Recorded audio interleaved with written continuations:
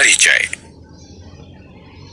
प्रकाश एक ऐसी वस्तु है जिससे सब परिचित हैं। यह विभिन्न स्रोतों से प्राप्त होता है, जिनमें मुख्य है सूर्य। जीने के लिए जरूरी ऊर्जा हमें इसी से मिलती है। इसके बिना, जैसा कि हम जानते ही हैं, जीवन का अस्तित्व संभव ही नहीं है। ऊर्जा का वो रूप जो वस्तुओं को देखने में हमारी सहायता करता है, प्रकाश कहलाता है। उद्देश्य। इस पाठ के अंत में आप निम्न करने में सक्षम हो जाएंगे।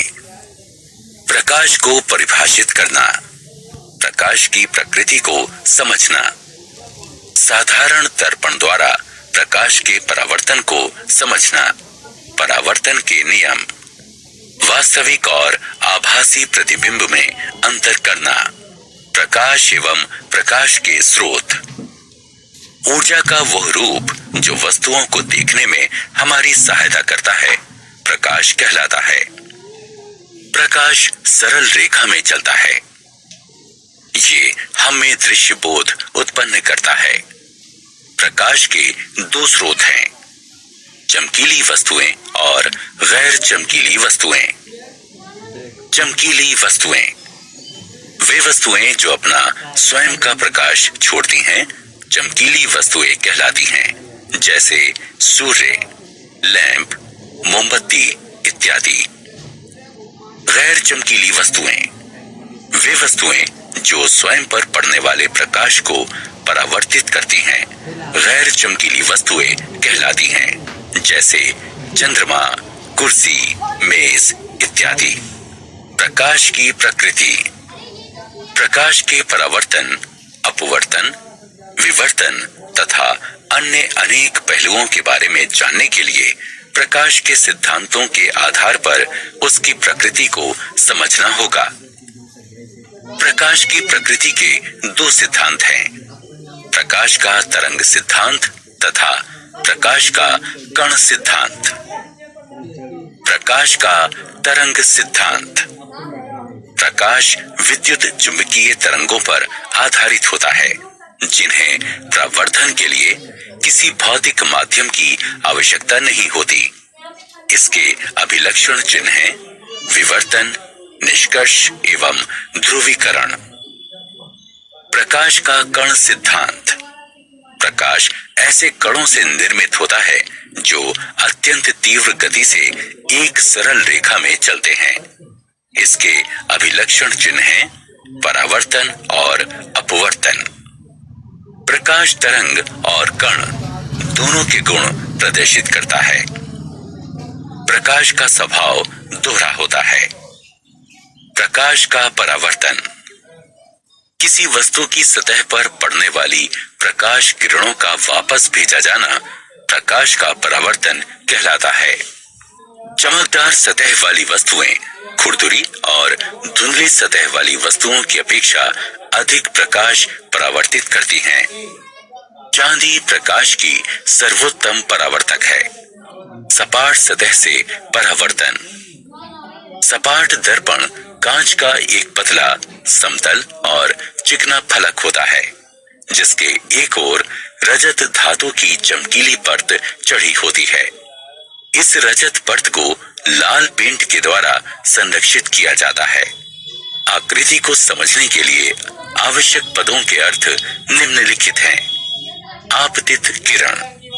प्रकाश की वो किरण जो दर्पण की सतह पर पड़ती है, आपतित किरण कहलाती है। आपतन बिंदु। दर्पण पर आपतित किरण जिस बिंदु पर पड़ती है, उस बिंदु को आपतन बिंदु कहते हैं। परावर्तित किरण। दर्पण द्वारा प्रकाश की जिस किरण को वापस भेजा जाता है, वह परावर्तित किरण कहलाती है। सामान्य। दर्पण की सतह के आपतन बिंदु पर स्थित समकोण की रेखा को सामान्य कहते हैं। यह एक ऐसी रेखा है जो दर्पण के आपतन बिंदु पर लंबवत स्थित होती है। पार्श्व परिवर्तन। पार्श्व परिवर्तन जब समतल दर्पण के सामने कोई वस्तु रखी जाती है, तब वस्तु का दाहिना पार्श्व दर्पण के बाईं ओर और बायां पार्श्व दर्पण के दाहिनी ओर प्रतीत होता है। किसी वस्तु के पार्श्वों और उसके दर्पण प्रतिबिंब का यह परिवर्तन पार्श्व परिवर्तन कहलाता है। समतल दर्पण के संबंध में अभिलक्षण और उपयोग। किसी समतल दर्पण द्वारा निर्मित प्रतिबिंब के अभिलक्षण। ऐसा प्रतिबिंब आभासी होता है। ऐसा प्रतिबिंब सीधा होता है। प्रतिबिंब का आकार वस्तु के आकार जितना ही होता है। समतल दर्पण द्वारा निर्मित प्रतिबिंब दर्पण में पीछे उतनी ही दूरी पर होता है। ऐसा प्रतिबिंब पार्श्व परिवर्तित होता है। समतल दर्पण के उपयोग। इनका उपयोग स्वयं को देखने के लिए किया जाता है। इन्हें विशिष्ट दुकानों जैसे सुनार की दुकान की अंदरूनी दीवारों पर उन्हें अधिक बड़ा दिखाने के लिए लगाया जाता है। समतल दर्पणों का प्रयोग परिदर्शी बनाने में किया जाता है। इनका प्रयोग व्यस्त मार्गों के तीव्र मोड़ों पर दुर्घटनाएं रोकने के लिए किया जाता है। समतल दर्पण के उपयोग। समतल दर्पण का प्रयोग आईने के तौर पर किया जाता है। समतल दर्पण का प्रयोग सौर कुकर में किया जाता है। समतल दर्पण का प्रयोग कैलिडोस्कोप यानी रंगीन कागज से सुंदर आकृतियां बनाने में प्रयुक्त किया जाने वाला एक खिलौना, कांच के टुकड़े या छोटे छोटे मनके बनाने में किया जाता है। परावर्तन के नियम। परावर्तन का प्रथम नियम।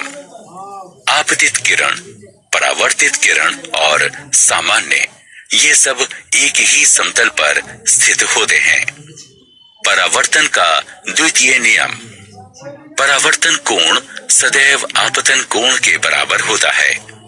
बिंब और प्रतिबिंब में अंतर। बिंब, कोई भी वस्तु जो प्रकाश किरणें उत्सर्जित करती है बिंब कहलाती है। प्रतिबिंब, प्रतिबिंब एक प्रकाशिक प्रकटन है जो किसी बिंब से उत्सर्जित हो रही प्रकाश किरणों के किसी दर्पण द्वारा परावर्तित होने से उत्पन्न होता है। वास्तविक और आभासी प्रतिबिंब में अंतर। वास्तविक प्रतिबिंब वह प्रतिबिंब जिसे दर्पण पर प्राप्त किया जा सकता है वास्तविक प्रतिबिंब कहलाता है। उदाहरण, सिनेमा के पर्दे पर बनने वाला प्रतिबिंब यह किसी अवतल दर्पण द्वारा बनता है। आभासी प्रतिबिंब वे प्रतिबिंब जिन्हें पर्दे पर प्राप्त नहीं किया जा सकता आभासी प्रतिबिंब कहलाते हैं। उदाहरण, किसी समतल दर्पण में हमारे चेहरे का प्रतिबिंब यह किसी अवतल दर्पण द्वारा बनता है। क्या आप जानते हैं दिखाई देने वाले प्रकाश का तरंगदैर्घ्य 380 से 740 नैनोमीटर के मध्य होता है और इसकी आवृत्ति 405 टेराहर्ट्ज से 790 टेराहर्ट्ज के मध्य होती है।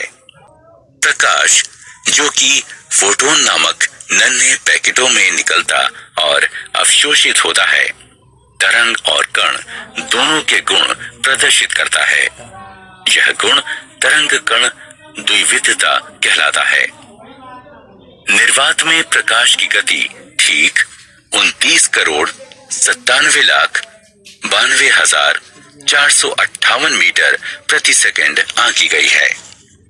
प्रकाश उत्पन्न करने वाली प्रक्रियाएं हैं नगण्यीकरण या सिंटिलेशन, इलेक्ट्रोल्यूमिनेसेंस, ट्राइबोलियोमिनेसेंस, चेरेनकोव विकिरण।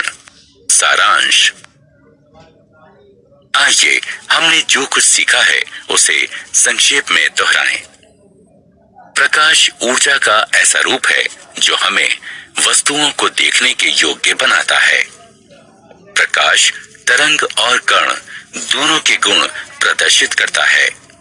इस प्रकार प्रकाश की प्रकृति दोहरी होती है। किसी वस्तु द्वारा उस पर पड़ने वाली प्रकाश किरणों का वापस भेजा जाना परावर्तन कहलाता है। एक माध्यम से दूसरे माध्यम में जाते समय प्रकाश की दिशा परिवर्तित हो जाने को अपवर्तन कहते हैं। आपतित किरण द्वारा सामान्य के साथ बनाए गए कोण को आपतित कोण कहते हैं। परावर्तित किरण द्वारा सामान्य के साथ आपतन बिंदु पर बनाए गए कोण को परावर्तन कोण कहते हैं। आपतन कोण परावर्तन कोण के बराबर होता है। किसी बिंब से आ रही प्रकाश किरणें जब किसी दर्पण से परावर्तित होकर किसी बिंदु पर मिलती हैं तो प्रतिबिंब बनता है। समतल दर्पण में किसी बिंब के पार्श्वों और उसके प्रतिबिंब के पलट जाने का प्रभाव पार्श्व परिवर्तन कहलाता है।